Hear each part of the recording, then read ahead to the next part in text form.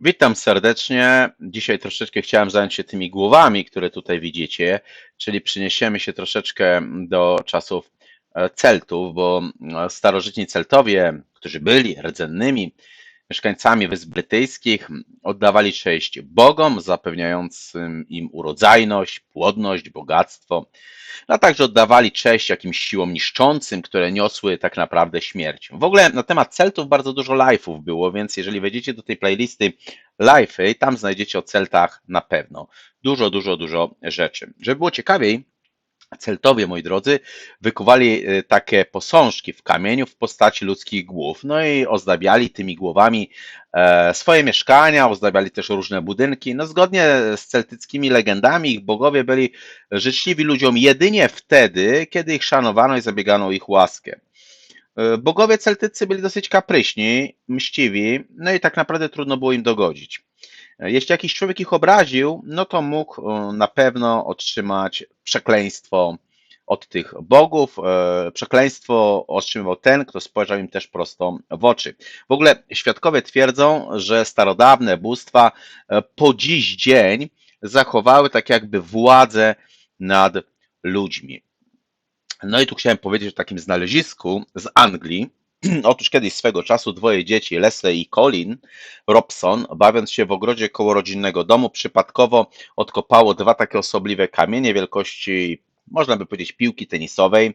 Oczyścili je z piasku, zanieczyszczeń, no i odkryto, że te przedmioty, które odkopali, przypominają troszeczkę ludzkie głowy. No więc brat i siostra zanieśli te kamienie do domu, te, które tutaj widzicie zresztą, no i pokazali rodzicom. Obie twarze były z grubsza zarysowane w takim szaro-zielonym, połyskującym kwarcu i przypominały, tak można by powiedzieć, takie nawet i pośmiertne maski. Jedna z tych głów wyglądała na maskę, na głowę męską, druga ze względu na włosy widoczne z tyłu bardziej przypominała taką głowę kobiecą. Więc ojciec dzieci, John Robson, z zainteresowaniem przyjął to tajemnicze znalezisko, no i postanowił te figurki zostawić w domu. Chciał je w ogóle pokazać swojemu koledze, takiemu uczonemu, troszeczkę archeologowi, doktorowi Rossowi. No i wraz z pojawieniem się w domu Robsonów, zagadkowych kamiennych głów, zaczęły się w tym domu dziać naprawdę dosyć dziwne rzeczy. No pewnego razu,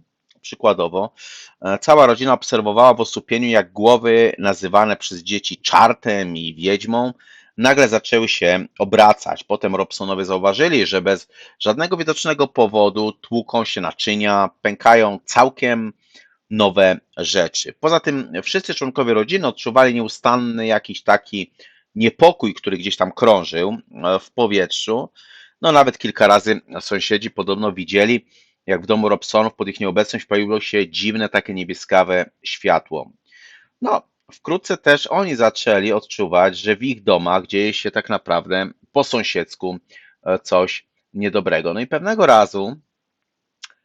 pewnego wieczoru w ogóle, bo to było wieczoru, żona Robsona, Ann, usłyszała, jak z pokoju dzieci dochodził płacz. Rzuciła się do tego pokoju na górę i zastała dzieci mocno przestraszone i zdenerwowane. Córka i syn twierdzili zgodnie, że był u nich przed chwilą jakiś straszny człowiek, który wziął się tak naprawdę nie wiadomo skąd i równie nie wiadomo jak nagle zniknął. Matka oczywiście jak mogła uspokajała te swoje pociechy, przekonując, że to był w ogóle tylko i wyłącznie jakiś zły sen. No ale stanowszy w progu swojej sypialni, kobieta z przerażeniem w ogóle zauważyła taką, że w tej sypialni jest jakaś dziwna istota. No, górna część ciała przypominała wyglądem wilka, dolna część ciała przypominała człowieka.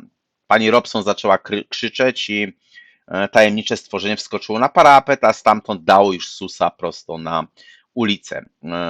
Przy czym oczywiście Ann usłyszała taki wyraźny hałas, a potem odgłos oddalających się kroków. Następnego dnia w ogóle dowiedziała się od sąsiadów, że tej nocy wielu z nich słyszało w swoich domach jakieś takie dziwne, niepojęte jęki, jakieś przytłumione głosy. No, kilka dni później w ogóle zagadkowa istota ponownie pojawiła się w domu Robsonów. Tym razem sam gospodarz dostrzegł w drzwiach tego pół wilka, pół człowieka.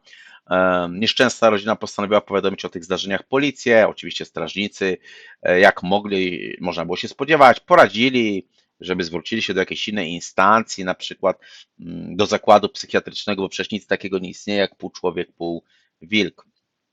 No w międzyczasie rodzina Robsonów była świadkiem kolejnych tajemniczych przypadków, a to znowu lustro pękło bez żadnej przyczyny, a to urządzenie domowe odmawiało posłuszeństwa, a to stukały drzwi, w pokojach pojawiały się jakieś dziwne cienie.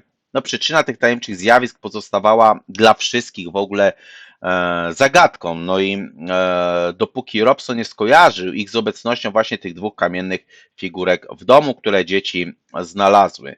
Natychmiast oczywiście zadzwonił do doktora Rossa i opowiedział mu, co zaszło. Oczywiście poprosił go, żeby ten jak najszybciej zabrał od niego te czartowskie kamienie. No i Ross oczywiście niezwłocznie przyjechał, obejrzał znalezisko, no i doszedł do wniosku, że trzyma w rękach takie celtyckie idole, z których jeden przedstawiał bóstwo płodności, a drugi ducha magii i ducha czarów. Według jego opinii w ogóle oba posążki były niezwykle stare. Doktor ich uspokajał jak mógł.